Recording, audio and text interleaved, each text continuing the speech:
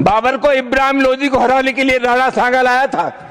तो मुसलमान तो बाबर की औलाद हैं और तुम गद्दार राणा सांगा की औलाद हो। ये हिंदुस्तान में तय हो जाना चाहिए। संसद में दिए गए भाषण में राणा सांगा पर टिप्पणी की थी, जिसको लेकर संग्राम छिड़ गया है। मामला इतना बढ़ गया है कि राजस्थान के गौरवपूर्ण इतिहास के साथ छेड़खानी करने सहित अनेक आरोप समाजवादी पार्टी व उनके नेता पर लगने लग रहे हैं। 80 घाव लगे थे तन में, फिर भी व्यथा नहीं थी मन में। जंगल में आग लगने से फैली सनसनी, हनुमानगढ़ी रोड पर झाड़ियों में लगी आग, दमकल के सहारे आग पर पाया काबू। राजलदेसर तहसील के राजकीय सामुदायिक स्वास्थ्य केंद्र में लंबे समय से चिकित्सकों के पद रिक्त चल रहे हैं कि आखिरकार राजनीतिक षड्यंत्र का नुकसान आमजन क्यों भुगते। मैट्रिक्स हाई स्कूल के खूबसूरत कैंपस में समाजवादी पार्टी के सांसद रामजी लाल सुमन द्वारा संसद में दिए गए भाषण में राणा सांगा पर टिप्पणी की थी, जिसको लेकर संग्राम छिड़ गया है। एक योद्धा के लिए ऐसे बयान की निंदाएं सोशल साइट पर जमकर हो रही है। मामला इतना बढ़ गया है कि राजस्थान के गौरवपूर्ण इतिहास के साथ छेड़खानी करने सहित अनेक आरोप समाजवादी पार्टी व उनके नेता पर लगने लग रहे हैं। हम यहाँ बता दें कि राणा सांगा यानी कि महाराणा संग्राम सिंह, इतिहास के अनुसार युद्ध के दौरान उनको 80 घाव लगे थे, लेकिन उनके मन में प्रजा की चिंता थी, न कि घावों की। इसी बात को लेकर आगे चलें तो राजस्थान विधानसभा में पूर्व नेता प्रतिपक्ष व भाजपा के कद्दावर नेता राजेंद्र राठौड़ ने सोशल साइट पर अपनी प्रतिक्रिया देते हुए कड़े शब्दों में समाजवादी पार्टी के नेता को आड़े हाथ लिया है। उन्होंने लिखा कि 80 घाव लगे थे तन में, फिर भी व्यथा नहीं थी मन में। समाजवादी पार्टी के सांसद रामजी लाल सुमन द्वारा सदन में हिंदू साम्राज्य की रक्षा करने वाले महान योद्धा पराक्रमी सम्राट राणा सांगा जी को गद्दार कहकर उनके बलिदान का घनघोर अपमान किया गया है। उनकी यह टिप्पणी बेहद दुर्भाग्यपूर्ण एवं निंदनीय है। मैं इसकी कड़े शब्दों में निंदा करता हूं। राजस्थान की धरा साहस, शौर्य, त्याग और बलिदान की भूमि रही है। इस तरह की टिप्पणी इतिहास का अपमान है और साथ ही लिखा है कि समाजवादी पार्टी को इस घिनौने कृत्य के लिए पूरे देश में सार्वजनिक रूप से माफी मांगनी चाहिए। फिलहाल माफी जैसी कोई बात तो सामने नहीं आई है, लेकिन गौरवपूर्ण इतिहास के साथ छेड़खानी गलत ही माना जाएगा अगर वह किसी समाज या फिर महान व्यक्तित्व के बारे में है। एक तो बीजेपी के लोगों का तकिया कलाम हो गया है सभापति महोदय कि मुसलमान इनमें बाबर का डीएनए है। उप सभापति महोदय मैं जानना चाहूंगा कि बाबर का डीएनए मुसलमान में है। हिंदुस्तान का मुसलमान तो बाबर को अपना आदर्श मानता नहीं है, वो तो मोहम्मद साहब को अपना आदर्श मानता है, सूफी संतों की परंपरा को अपना आदर्श मानता है। लेकिन सभापति महोदय मैं जानना चाहूंगा कि बाबर को लाया कौन? बाबर को इब्राहिम लोदी को हराने के लिए राणा सांगा लाया था। तो मुसलमान तो बाबर की औलाद हैं और तुम गद्दार राणा सांगा की औलाद हो। ये हिंदुस्तान में तय हो जाना चाहिए। अगर बाबर की तो आलोचना करते हैं, राणा सांगा की आलोचना नहीं करते।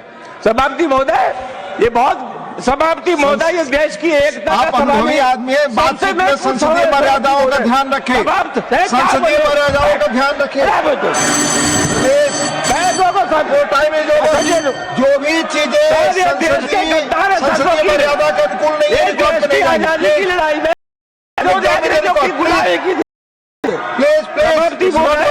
Your time is over. जंगल में आग लगने से फैली सनसनी, हनुमानगढ़ी रोड पर झाड़ियों में लगी आग, दमकल के सहारे आग पर पाया काबू। चूरू के हनुमानगढ़ी रोड स्थित वन भूमि के आधे हिस्से में लगे किंकरों के पौधों में आग लगने से इलाके में सनसनी फैल गई। आमजन द्वारा सूचना दिए जाने के बाद नगर परिषद से मौके पर दमकल पहुंची, लेकिन बड़ी मशक्कत के बाद आग पर काबू पा लिया गया। फिलहाल आग लगने के कारणों का कुछ पता नहीं चला है, लेकिन संभवतः किसी शरारती तत्व द्वारा भी आग लगाई जा सकती है। आग फैलने से इतनी ज्यादा लपटें निकली कि शहर के तमाम इलाकों से धुएं को देखा जा सकता था। सोशल साइट पर भी आग की खबर आग की तरह फैल गई। चूरू जिले की राजलदेसर तहसील के राजकीय सामुदायिक स्वास्थ्य केंद्र में लंबे समय से चिकित्सकों के पद रिक्त चल रहे हैं। रिक्त पदों को भरने को लेकर पत्रकार संघ व आमजन के द्वारा लगातार 33 दिनों से धरना देकर प्रशासन को चिताया जा रहा है, लेकिन चिकित्सा महकमे की नींद नहीं टूट रही। यही हाल स्थानीय विधायक पूसाराम गोदारा व पूर्व विधायक अभिनेश महर्षि का है। कोई भी वोट बटोरने वाले अब तक धरने पर नहीं आए हैं। संघर्ष समिति के लोगों का कहना है कि राजलदेसर कस्बा एवं आसपास के 30 ग्रामीण इलाकों के मरीज अपना इलाज कराने के लिए इस एकमात्र चिकित्सालय में आते हैं, लेकिन वर्तमान में चिकित्सालय में 7 डॉक्टरों की पोस्ट है, जिनमें से मात्र एक चिकित्सक अपनी सेवाएं दे रहा है। वर्तमान में चिकित्सालय में प्रतिदिन 500 मरीज अपना इलाज कराने के लिए आते हैं, लेकिन उनको बेरंग लौटना पड़ता है। आर्थिक नुकसान भी उन्हें उठाना पड़ता है। साथ ही नेशनल हाईवे होने के कारण यहाँ पर आए दिन दुर्घटनाओं में गंभीर घायल मरीजों को अस्पताल तो लाया जाता है, लेकिन संसाधन व पर्याप्त चिकित्सक नहीं होने की वजह से या तो उन्हें दम तोड़ना पड़ता है या फिर उन्हें अन्यत्र रेफर कर दिया जाता है। संघर्ष समिति के ललित दाधीच का कहना है कि पूर्व विधायक महर्षि के लोग नगर पालिकाओं की मिली भगत से अतिक्रमण व सरकारी योजनाओं से चांदी लूट रहे हैं और जनता की जायज मांग की तरफ उनका ध्यान नहीं है। उन्होंने कहा कि समय रहते अगर प्रशासन उनकी बात को नहीं मानता है तो उन्हें मजबूरन उग्र आंदोलन की राह पकड़नी होगी। लेकिन यहाँ सवाल यह पैदा होता है कि आखिरकार राजनीतिक षड्यंत्र का नुकसान आम जन क्यों भुगते।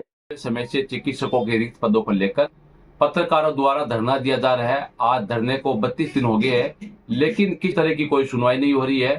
साथ ही राजलदेसर के तमाम कस्बेवासियों का पूरा समर्थन मिल रहा है धरने का, तो मैं कस्बेवासियों का भी आभार प्रकट करना चाहता हूं। साथ ही सरकार से आग्रह करता हूं अति शीघ्र इस राज्य के चिकित्सालय में चिकित्सकों के रिक्त पद भरने की कृपा करें।